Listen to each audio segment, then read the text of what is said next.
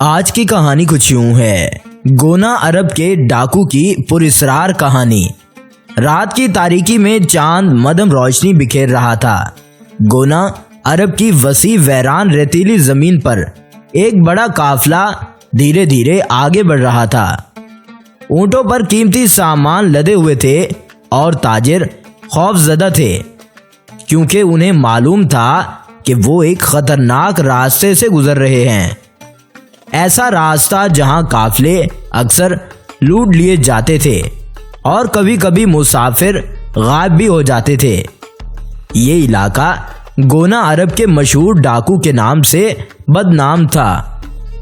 وہ نہ صرف قافلوں کو لوٹتا تھا بلکہ اکثر اپنے شکار کو زندہ بھی نہیں چھوڑتا تھا۔ لوگوں نے اس کے بارے میں عجیب و غریب کہانیاں سن رکھی تھیں۔ کوئی کہتا تھا کہ وہ صحرا میں جنوں کا ساتھی ہے، کوئی کہتا کہ وہ کبھی نہیں مرتا، اور کچھ کا ماننا تھا کہ وہ بدرو ہے جو ہر رات لوٹ مار کے لیے نکلتی ہے۔ قافلے کے محافظ چوکس کھڑے تھے۔ سرد ہوا میں ان کے گھوڑے بے چین ہو رہے تھے، جیسے کوئی اندیکھے خطرے کو محسوس کر رہے ہوں۔ اچانک ایک محافظ نے گھبرا کر آسمان کی طرف دیکھنا شروع کر دیا۔ یہ روشنی کیسی ہے؟ وہ چونکا۔ دور کہیں ریت کے ذروں میں کوئی چمک سی اٹھ رہی تھی، جیسے صحرا میں کوئی سرخ آگ جل رہی ہو۔ پھر لمحے بھر میں سب کچھ بدل گیا۔ ہوا میں ایک سنسان سیٹی گونجی اور پھر ایک لمحے میں چاروں طرف گھوڑوں کی ٹاپوں کی گونج سنائی دینے لگی۔ قافلوں کے گرد سیاہیوں کی طرح نقاب پوش سوار نظر آنے لگے۔ ان کے ہاتھوں میں تلواریں چمک رہی تھی اور آنکھوں میں وحشت ناک رہی تھی۔ ڈاکو حملہ کرنے آگے۔ کسی نے چیخ کر خبردار کر دیا۔ نقاب پوشوں نے بغیر کوئی وقت ضائع کیے حملہ کر دیا۔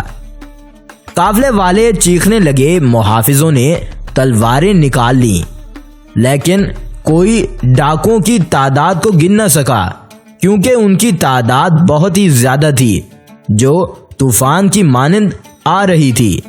ہر طرف ہلچل سی مچ گئی تھی۔ تبھی ایک گونجتی ہوئی آواز سنائی دینے لگی، ایک ایسا حکم جو سب کے دل دہلا دینے والا تھا، کسی کو زندہ نہ چھوڑنا۔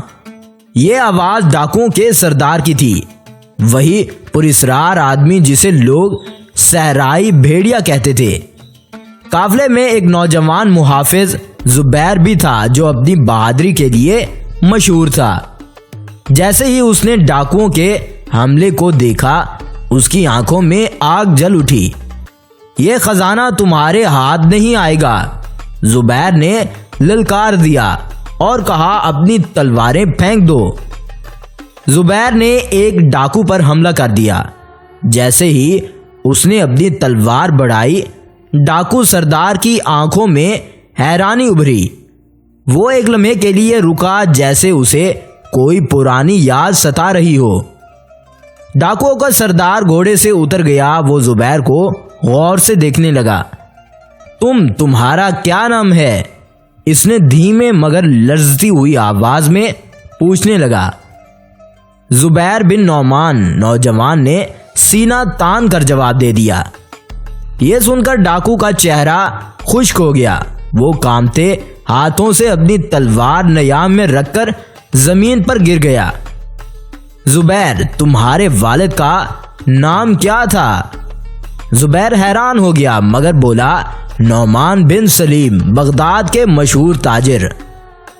ڈاکو کے چہرے پر حیرانی اور صدمے کے آثار تھے۔ تمہارا والد میرا سب سے قریبی دوست تھا، اس کی آواز ٹوٹ رہی تھی، اور میں تمہارا چچا ہوں۔ پہلا موڑ ڈاکو کا دھوکہ یا سچ تھا؟ زبیر کے لیے یہ ناقابل یقین تھا کہ وہ خوفناک ڈاکو کو جو قافلوں پر حملہ کرتا تھا، اس کا اپنا چچا ہو سکتا ہے، مگر ڈاکو کے الفاظ میں ایک عجیب سی سچائی بھی تھی۔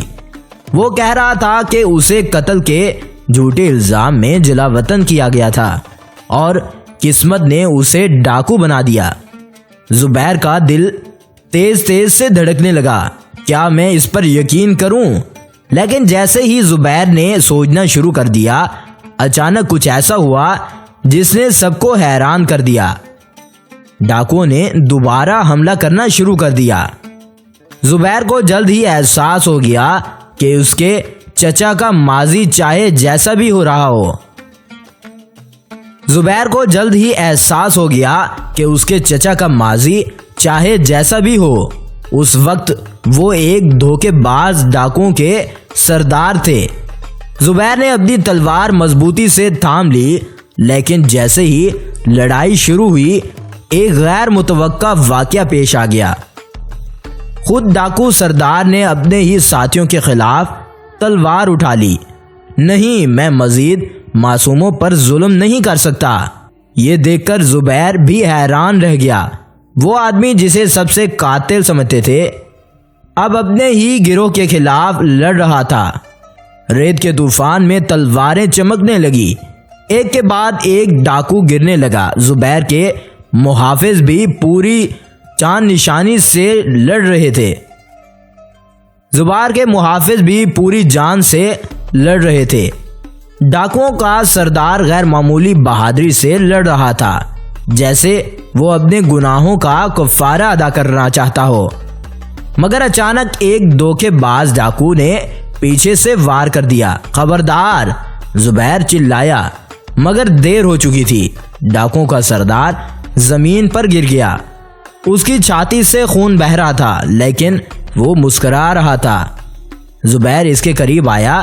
چچا، تم نے اپنی جان کیوں دے دی؟ ڈاکو سردار نے مدھم مسکراہٹ کے ساتھ جواب دے دیا. زندگی بھر میں نے دوسروں کی زندگی چھینی ہے. آج وقت آیا تھا کہ اپنی زندگی دے کر اپنے گناہوں کا کفارہ کروں. اس کی سانسیں اکھڑنے لگی. زبیر، ایک وعدہ کرو، میرا نام تاریخ میں ظالموں کے طور پر نہ لکھنا.